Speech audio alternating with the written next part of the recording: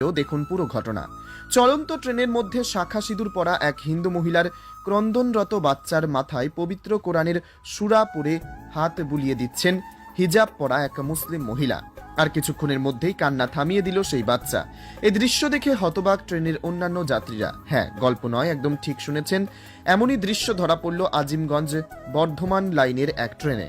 সম্প্রতি সোশ্যাল মিডিয়ায় প্রত্যক্ষদর্শী এক ব্যক্তি বিষয়টি পোস্ট করে লিখেন, আজ ট্রেনে দেখলাম সীতার কান্নারত কোলের বাচ্চাকে আমিনার আইতাল কুরসি দিয়ে মাথায় হাত বুলিয়ে চুপ করানোর দৃশ্য। ভিডিওতে দেখা যাচ্ছে ভিড় ট্রেনের মধ্যে দীর্ঘক্ষণ ধরে মহিলার বাচ্চা কান্না করছিল।